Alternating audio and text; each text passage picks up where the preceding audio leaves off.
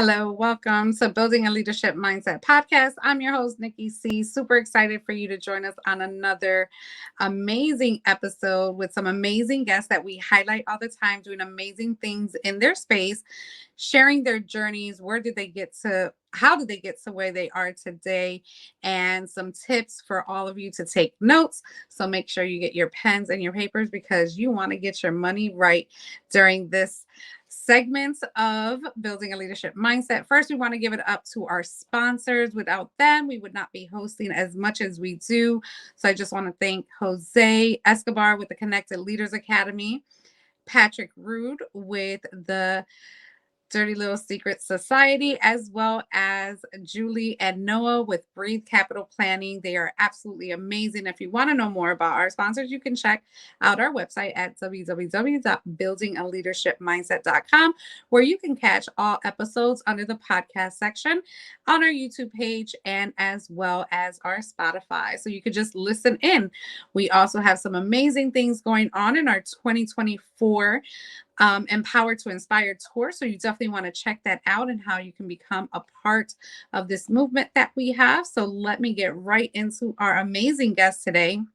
She is the fabulous, the wonderful Yara Ortiz, the visionary owner of Bookkeeping Consulting Services. She is a dynamic financial consultant renowned for transforming nonprofits with a bachelor's degree in accounting and 15 years of nonprofit financial management experience.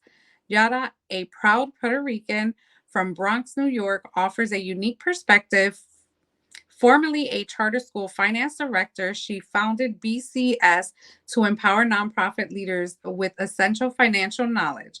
Yara extends her expertise to small businesses, building robust systems for success. Beyond work, she cherishes time with her son, embraces nature's wonders, dances in Zumba sessions, and indulged in captivating books, a testament to her passion for a balanced, fulfilling life.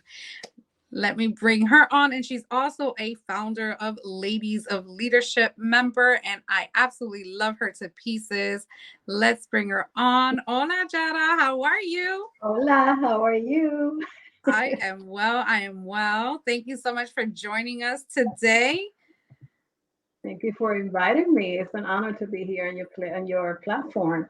Thank you so much. I know it's been some time. I've been trying to get you on for a while and we finally made it, and it's all worth the wait. Way overdue. Yes, way overdue. But thank you so much again for joining us and all that you do and being able to witness what you do and to be a part of your journey, especially with Ladies of Leadership and the impact that you're having there, just with the support and everything that we have going on. But this is your time to shine, honey. So tell us who you are, where you're from, and how did you get to where you are today? Yes, so you already said a little bit about me, but again, thank you so much for inviting me. It's an honor to be here. So, yes, I am the owner of BCS, Bookkeeping Consulting Services. And like you mentioned, I've been in the financial management world for 15 years now, and I can't believe it's been that long. It makes me feel old. Not at So all. so I provide financial management services for nonprofits, to nonprofits, and I also serve small businesses. So I help them, build a strong foundation and system which leads them, to increasing their cash flow and also understanding what their money is telling them to make better and wiser decisions. And how I got here. Uh, well, I've been in the money business for a very long time. Somehow, some way, since I was 11, that's when I opened my first bank account. And ever since then, I worked in accounts payable in Puerto Rico, accounting departments. I worked in banks um, until I decided to open my business. And how I got here, well, you want the long story or the short one? Give us as much as you want, a few minutes of the journey. And wow, at 11, when I first heard that, when we first had our conversation, you actually spoke on our virtual stage as well. I think it was our Radiance event that we had Mhm. back in the summertime. And when you told us that you had opened your bank account at 11, I was like, what? Like, she was really serious about her money. What actually sparked that? Honestly, it's funny. Well, I've always been good with with money and with numbers and stuff like that. And I'm a saver. I'm a planner. I plan. I budget everything since always. But my first bank account was in Banco Popular in Puerto Rico, and I opened it because my godmother gave me money, and she said, "I want you to save this money for you. You know, for whenever you want. You know, you want to get something, you could buy it." But what really drove me to open an account, because I was just gonna put on my drawer. It was that they were giving a little piggy bank, populoso, de cole populoso, and I wanted it. So I let me go to the bank and open it. But ultimately, I was gonna open it anyways. You know. Mhm. But Um, that was a good segue to say, hey, I want that little piggy bank. Let me just give them my money. They're gonna give me a piggy bank and I'm gonna be happy. But yep, it led to bigger things. So thank you for just absolutely, going there and doing it. absolutely. Um, so how I got here? Well, obviously, you know, life has bumps and roads and roadblocks and a whole bunch of things. Um, and very quickly, you know, I'm the youngest one of four brothers. I'm the only girl, and you know, you know, you're spoiled somehow, some way when you're the only girl and the youngest one, you know, and you can get away with certain things. But when you're told to do, you know, things, what to do, how to do, and when to talk, it's just not fun, you know, because that messes up with, you know, with it creates codependency. It messes up with your thinking, decision making, self esteem, and all of that. Then when I met my son's father, you know, he was a narcissistic person. So I went through a lot of emotional abuse. Um, and then when I decided to leave him, and I'm just giving you like the short version here. Yeah, absolutely. The Reader's Digest version. Yes, yes. So I went through a lot of counseling, you know, got involved in church. That's when I really held on to God, you know, because I was really hurt, right? And for me and my son.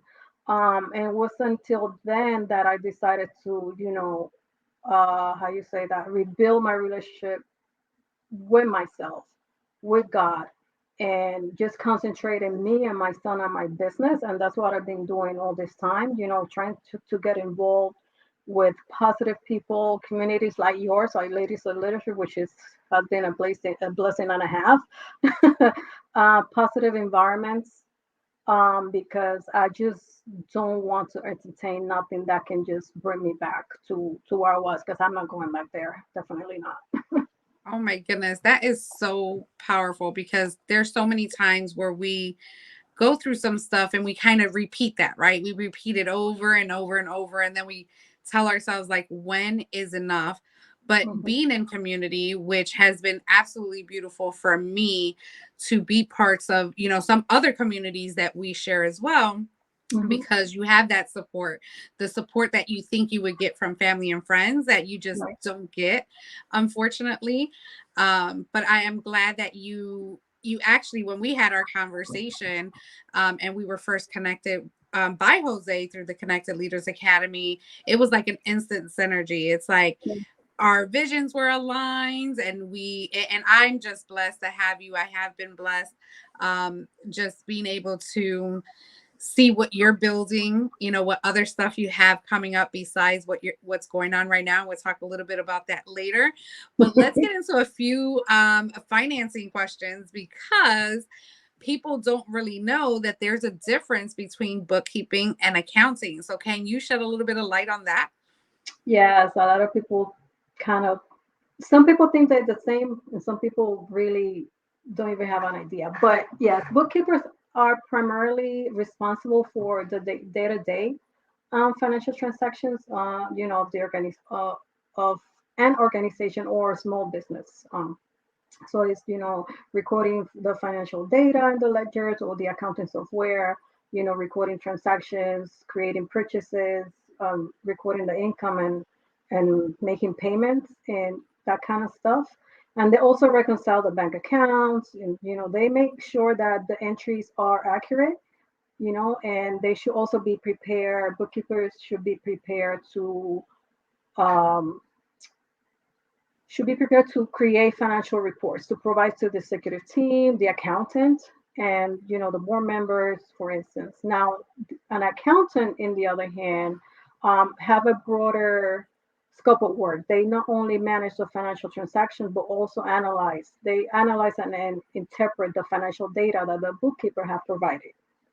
So they're more on the analytical, strategic side of things and the Mm. financial decisions. And they, of course, they prepare the taxes, they provide financial advice, and they conduct audits. So they make sure that everything is in order and in compliance. So that's kind of the difference. Yeah, so they need to know where the money's going, where did it come from, and make Yeah, sure that everything makes sense. And when there's a gap, they have to be able to justify that, right? And it's very right. important because there's so many times that we may, or as business owners, we may think that a particular purchase on a business account may not affect all the numbers, because now and especially for nonprofits, because they have to Hmm. definitely show that. What type of Absolutely. businesses do you specialize in? Nonprofit Well, or for profit, or both? Well, my niche is nonprofits. However, I can also serve small businesses. In the same way I help nonprofits structure their financial management system, I could do the same with small businesses so they can increase their profit margin. Okay, and tell us, what is a profit margin? A profit margin, what is that? So that's basically the how you get the money, how you make money. You know, it's like how what you sell versus the money that come in versus the expenses, what you have, what's the bottom line, right? Mm, After everything is paid, right? Like the overhead, and everything that you have to pay loans and all of that bottom line at the end, that's the profit. And that's gotcha. also including the if you have assets. So all of that included bottom line, what you have left after everything, that's the profit margin. That's like the quick short version of what it definition. Good stuff. Good stuff. Yes. So if you're a small business, you're listening to this, or you don't have a business, you still need to know this, right? Because this is not only pertaining to an actual business, but this can actually be reflected to a personal expense. Mhm. It's the same thing as, you get a W-2, you get a paycheck, and now you have the residual bills that come in. And then you also have your play money, right? So you want to make sure all of that is correct. So this information, I feel, is for everyone. So can you explain the differences in accounting methods for us?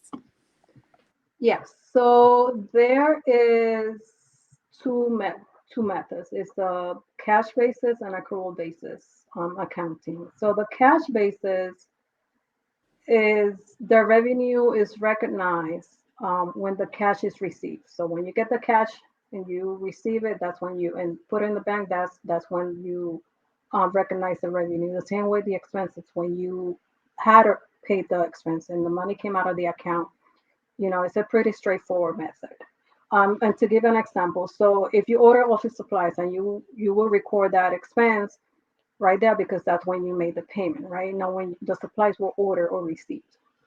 In the accrual basis accounting, however, the revenue is recognized when you earn it, regardless when the cash was received or when it hits the bank. So the Mm, expenses also, when it's incurred, when the payment, even if the payment has not been paid, but you incurred in the expense, so you record that in the books. So to give an example of accrual basis, so if you're in the construction business, a construction company starts a project in December 2023, but it doesn't receive the money till like sometime in January on 2024. In the accrual basis accounting, you will recognize the revenue in December 2023 because that's when you earned the revenue, right? mm. And when the work was performed, right? In December, not in 2024. So as far as um I don't know if you asked me what I recommend. Do you ask me what I recommend? I don't know. What do you recommend? You can ask your own questions, my love. Absolutely. Question. So honestly, for starters, for people that are new, small businesses that are new, or startups, nonprofits that are startups, it's good to start with cash basis because it's really straightforward. It's easier, and it's also depending on the size of the business or the organization. But um, talking in from the accounting side of things, I would recommend accrual, basis because it gives you a better, uh, accurate, a more accurate bottom line. Because it's like if you write a check from your personal account, right, and you give it to someone, but they haven't catch it, the money's still on the account, but you cannot use it Mm. because once that person catches your check, then it's gonna bounce. So it's more accurate, the accrual basis. So the accrual basis actually wipes it up, like it's already included. Is that how that is? What you mean it already included? So the so explain to me again, and I'm sorry, explain to me again the accrual basis. And you're recommending to have that one because the numbers show ahead of time, right? Whether the expense is made or not. Right. Even when you have earned it or incurred. So let me give another example. So in accrual basis, let's say a loan, right? Um, you have a loan of $50,000 and you have in your bank account $100,000. You know that $50,000 you cannot touch because you need to pay that loan. Back, right? So Absolutely. that's the way it's recorded in the books, right? Mm, You incurred in an expense, right? And you need to record it and recognize it, even though the money still shows in your account. It's not real because you need to pay that. makes sense. Makes sense. Okay. Thank you so much for that. That absolutely makes sense because I'm like, wait, Yeah. but does it show in there whether or not? Okay, so you did answer my question.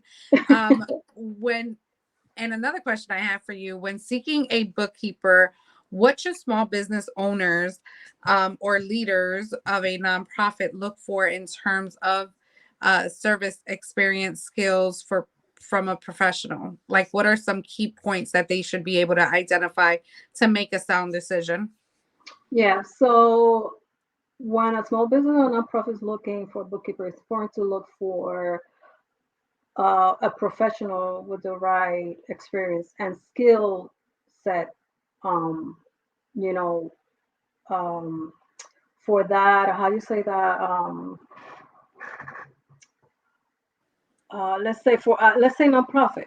If Mhm. you are a nonprofit, you want to look for a bookkeeper that has nonprofit experience, right? So one of the things is exactly that experience. Looking for someone with experience in the industry. That was the word I was looking for in the industry, or similar ones. So industry specific knowledge can be a significant advantage. I'll say because they will understand the unique aspects of your industry. It will be and the regulations that apply to the business or the nonprofit. The bookkeeper should have a solid accounting knowledge, someone with strong foundation in accounting principles, who understand the concept of like double entry accounting, what's a debit, what's a credit, and be able to categorize the financial transactions. Um, a bookkeeper should be detail oriented. That's definitely a plus. A bookkeeper should be high in accuracy because you're dealing with numbers, with sensitive data. So and that prevents errors, in the financial statements, and significant discrepancies. So someone that is really detail oriented, and someone that is proficient in like I said, in the accounting and reconciling and understanding the concept. Another thing is, I would say communication, someone that can communicate effectively and that is ethical. Mm, Because they're super important. They're all important, right? Because obviously you want someone who is able to explain the financial matters, very clearly. And you also want someone that is trustworthy and confidential because they're going to be dealing with very sensitive information. People, a bookkeeper is going to have access to employees' information and personal information, and very sensitive information of the business or the organization. And obviously, you want someone that is very ethical and confidential. Yeah, absolutely. That's so important where your bookkeepers, whenever you're searching for them, right? They should have a system in place. And you can actually, when we are looking for these people, we have to interview them. A lot Hmm. of times they just say, okay, are you a bookkeeper? They just say, here's all my stuff. And I just want you to clean it up because we don't want to deal with the numbers. We don't want to deal with the IRS. We don't want Hmm. to deal with any fees, fines, imprisonment, or anything like that. Have you ever encountered anything where a business was just all over the place and you were able to say, this is what you have to do, X, Y, and Z, and they just totally flipped it because they had your services? And how was that feeling for you to be able to help a business to see something in a different perspective and really Yeah, be able to thrive after that? yeah, absolutely. There was a situation. It was a project, actually. It was a project which I was hired to exactly that, to organize and put things, structure things for then train someone from within, and then me transitioning out. Mm. And when I got there, they didn't have no accounting system. They have like very old school, literally having receipts and stuff like that in a box. So I had to really organize everything and create SOPs, and create systems, check and balances systems to be able to structure the financial system and processes, and enter everything into the accounting system to be able for them to know, because they didn't even know how much money they had. They thought that receiving the bank statement, what I said there, that was it. And that's another mistake when you when you think, when they balance and run by the bank statement, that's another mistake. So long story short, they were even using the debit card. They had personal and business together, using one and the other. It was a total mess. Um, So when I structure everything, I created the SOPs. First of all, I cleaned everything up, right? I did the catch-up work, and I created they purchased a QuickBooks system, which is a system that I use for all my clients. I enter everything there. I was able to create the reports. I was able to create the budget. I was able to create, like I said, the system for them to um, uh, make purchases, the how they were going to go step by step, who's going to be making the order, who's going to be receiving the order, who's going to be making the payment.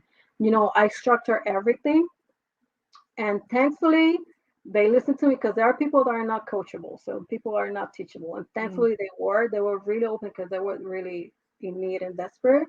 Um, and thankfully everything got structured, and they were able to even see um, the fruits, in the sense that they had a profit. They were able to see, actual tangibly see, that they had, because they thought they were broke. Mm. They thought they were broke because it was so messy. So I was able to structure their systems, and it's actually a good feeling, because when your mind play tricks. When I first saw it, I was like, oh my god, am I gonna be able to? You were down, you were like, oh my goodness, I've never Yeah, seen it so bad. Can yeah. I really do this? But you did, and you I changed a couple's business mindset with their money to structure it in a way. And a lot of us need that. And a lot of us don't have it, right? Because we think we can do it ourselves. I've been doing my taxes for years. And it's like, Nikki, where is everything going? Right. Mm-hmm. So I think it's a great thing to have, when I got with my accountant, and getting him the information, then we don't have to worry about it. But always, what advice would you give to someone who passes their information out to either a bookkeeper or an accountant? How important is to keep those lines of communication open so that everyone's on the same page and we're hitting deadlines, end of year consolidations and all that good stuff? How important is that? It is super important. That's why it's really important to have um, how you say that, a schedule, right? Checking meetings every month, you know, um, that if there is a system, because that's another thing that sometimes there are organizations and businesses that they have the policies and procedures that they don't follow. So if they are created for a reason, right? Mm. So you need to follow those policies and procedures so that later on you don't have to be going through headaches. So what I recommend is constant communication. You know, I am notorious with emails with my clients. I do not assume, even if I'm pretty sure, oh, that's the answer. I do not assume. And until I don't get that email from my client, yes, I approve. I'm okay with that. I do not move forward because later on it creates a problem. And it's good to have check back. How you say that? Um, Let me back up a little bit. You should have a strong end a month end. I should say month end closing, Mm. meaning that the bookkeeper should be able to month make sure that all the transactions are in the system, right? Run those reports and then have those check-in meetings with the client, right? With the owner or the leader of the organization. And in between, if he or she is recording transactions that they don't understand where they came from, then you need to ask, right? To be able to know where you're going to allocate those, um, and allocate transactions accordingly, right? Um, I have those check-in meetings. Check that, during the check-in meeting, you need to check the cash flow report if you are within budget, right? Make plans, where have you spent more than and where you spent less. You have a little bit more here that you have a little bit cushion than you could spend. Um, or you spend a little bit too much here, then you need to hold back. Um, Another thing, and this may be a little bit silly, but not when you're dealing with numbers, I refrain from using abbreviations because things can get confusing. Trust me, I went through that. It Mm. happened to me once, it didn't happen twice. When you say numbers and abbreviations, you mean like what that expense is or what that payment Yeah. is? You kind of condense it because it's probably too long. That's great advice because, people are using acronyms all the time, Mhm. thinking they're going to remember with everything else we have Yeah. in the world. Oh my God, you have been dropping great, great advice. I have a few more questions for you, and then we will get people to share how people could get a hold of you. So we're going to take a quick minute. We're going to listen to our sponsor. We're going to come back with Yara, who is the bookkeeping queen. We'll be right back.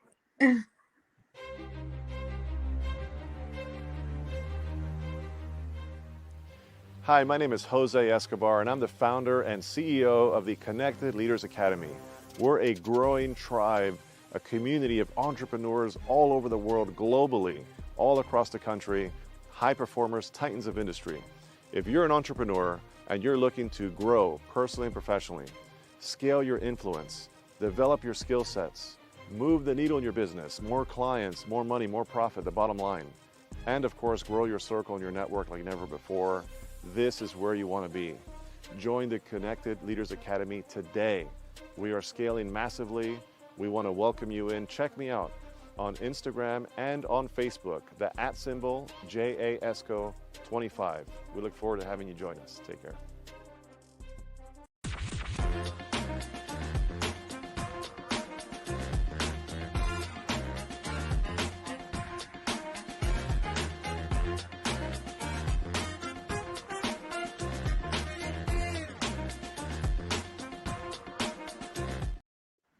Hello, hello. We are back with the amazing Yara Ortiz, and she has been giving us some great tips about bookkeeping and the difference between bookkeeping and accountants, and some great strategies. But we're going to ask for 3 tips or strategies that you could share with some of our small business owners and leaders and how they can apply to their bookkeeping routines.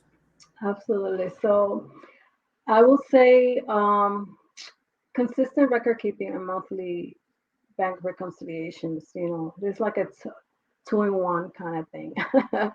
So getting into the habit, like I mentioned before, establishing a routine for consistent record keeping and reconciling all bank accounts and credit cards, if you have those on a monthly basis. So this is to make sure that all the transactions are recorded, that you aren't missing any transactions, that they match the bank statements, and also to keep helps with reducing, the risk of errors or identifying any discrepancies, that need correction, and you can even catch fraudulent activities. Um, you'd be able to catch those fraudulent activities. You have those, sooner rather than later. So consistent record keeping and monthly bank reconciliation. Another one will be creating a budget so that you can plan on, expenses. You can set financial goals and track, the progress of your business organization. And you should be checking your budget at least, depending on the size of the business or the organization, on a monthly basis. If it's a big one, if it's not that big, smaller size, then maybe quarterly, at least quarterly, but always checking your budget regularly. Another tip will be conducting financial reviews, frequently. Again, depending on the size of the organization or the business, you could do it on a monthly basis or quarterly basis. And I will recommend, um, this is to assess and review that, and analyze the financial metrics, and review the budget versus the actual performance, and giving you the opportunity to make any adjustments that you need, and the cash flow so that you'll be able to make better decisions. I know where you're going, where the business of the organization is going financially. So those 3 tips: conducting Yeah. financial reviews, creating a budget, and consistent record keeping of, by reconciliations.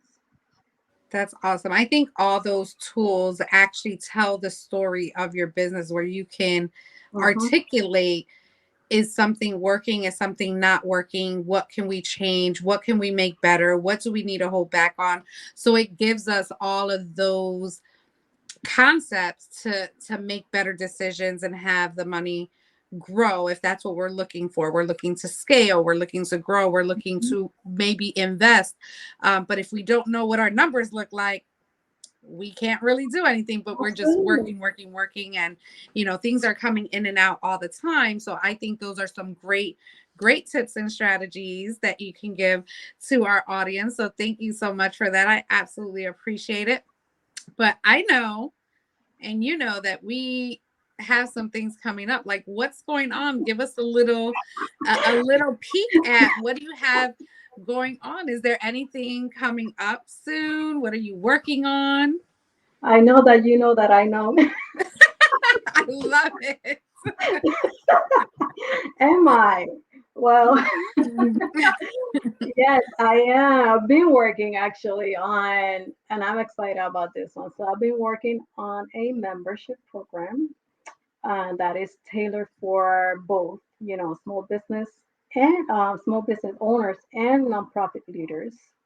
So this membership is all about empowering them to navigate the financial management systems of their business or the organization, and so they can truly master the difficulties of and the challenges that the financial management can bring, because there's a lot of small business owners and leaders, nonprofit leaders, that they don't understand how exactly the financial management works, right? How to manage, how to make budgets, how to, and for example, a nonprofit, how to make a budget for a specific program and all of that.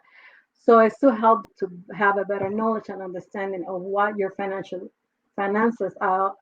That's amazing. And I know, right, that they don't know, but I know. And I know it's going to be amazing. I'm just glad to be a part of it. I can't witness for all of it to just be out there because it's going to be so massive and so impactful Mhm. for people that are just like lost right now. And even Yeah. if they are not lost, it's going to just take them to the next level. But more information on that. She will be having some things coming up in December. Follow her. How can people follow you? How can people get a hold of you and connect with you? Yes, absolutely. So they can email me. My email is info@bookkeepingcs.com. And again, that's info@bookkeepingcs.com. They can also find me on the social medias, for instance, Facebook, exactly as that, Yara and Ortiz. And in Instagram, the same way, Yara and Ortiz. Awesome. And And my, those my, can, my website, bookkeepingcs.com. You could go there and visit, and that's the best way to get in contact with me.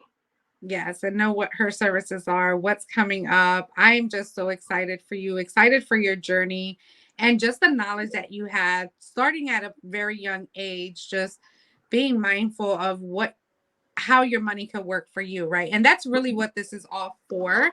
Um, not just, being able to have the resources to do the things that you want to do. And that's where we lack at in some of our areas. We have these businesses, we make this money, and then we're not investing, we're not putting it in places that are going to grow. And bookkeeping is so essential. We always think we just need an accountant, but we need a record, an ongoing record system that we can see, again, to tell the story on the Mhm. growth of your business, to see if it's even worth even going. So I'm going to give you the floor. Say your last few words about what you want to say to our audience, just really probably struggling financially, not knowing what their numbers are, and just pour into them. Yeah. So, and this applies not only to small businesses or nonprofit leaders. It's also for the personal, like a personal finances. I will say to start with a budget. Even if it's something simple, small on a spreadsheet, something that you can see tangibly in front of you, that you know where your money is going. You know, trying to eliminate subscriptions and expenses, that unnecessary expenses, so that you'll be able to see money left. Because it is sad, and I see so many people living paycheck to paycheck, and before they get the paycheck, the money's already spent without having receiving the paycheck yet.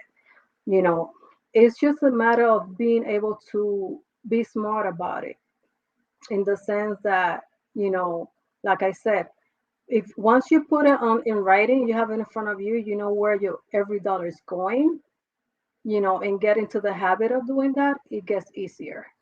um and like I said, I'm eliminating unnecessary expenses. It takes work and sacrifice when you're used to spending without knowing, and realizing how much you're spending. Once you put it down in writing, that's when it's gonna be an eye opener, trust me. Mm, And that's where you're gonna realize, and it's up to you to make the decision to change, and tweak things, or you're gonna continue to be in the hole, unfortunately. Um, my but God. it is an exercise. It takes effort and work. It's a sacrifice. Cutting, back on, like I said, and subscriptions and entertainment if you don't have it. Another thing, the other day I was in a live, and I personally haven't bought gifts for the holidays for years. I only buy to my son. And it's crazy how people go into debt during the holidays just to please people that at the end they don't even care. And Mm, and later on, when comes January, they up to here for what? If you don't have it, why going above? You know, when you your don't meat. have it. Mm, Yeah. oh my So God. yeah, That's powerful. That's powerful because we do need to um, to raise awareness on that. For me, like for my son, um, every day is Christmas, right? Every day is the holidays when I can, right? When we can, when he earns it. I mean, he's 18 Mhm. now, he's working, so he can buy it himself now. So, like, those type of things are, they're crucial. They're crucial. And we kind of have to think, and, even going back to the subscriptions, like, are our subscriptions giving us anything, right? Mhm. What are we getting in return from those things? Do they change something in our lives to make us better, to, give us more? There's so many things that we can really take from what our expenses are that also tell our story Yes. of what type of lifestyle we think we have when we don't have, and then what type of lifestyle do we want once we Mhm. get it right. So Absolutely. thank you so much, Yara. Your services are absolutely amazing. Definitely connect with her on Facebook, Instagram. Are we on LinkedIn as well? Yes, I am. It's the same name, Yara Ortiz on LinkedIn. Well, it's just that I have the personal and the business, but you can find me on my personal, Yara Ortiz. Yes, on LinkedIn. absolutely. And that is a bookkeeping consulting services. And she's absolutely amazing. And what I love as well is that when she came into the community, she got a client like right off the bat, which was absolutely beautiful to see. And that's what we do here at Balm Global. We make sure that our ladies, our members are thriving and they are getting in connection with those that are in need of it, right? Everyone needs someone for Mhm. something, and we have a whole tribe to be able to bounce that off of each other. So I want to absolutely thank you for your time, for dropping some knowledge on our money and making us feel a little convicted so that we can make some Yeah. changes. I absolutely love and adore you. Thank you so much. Thank you guys again for listening to another episode of Building a Leadership Mindset podcast. As I always say, have a great day and make it count. Bye. Bye, everyone.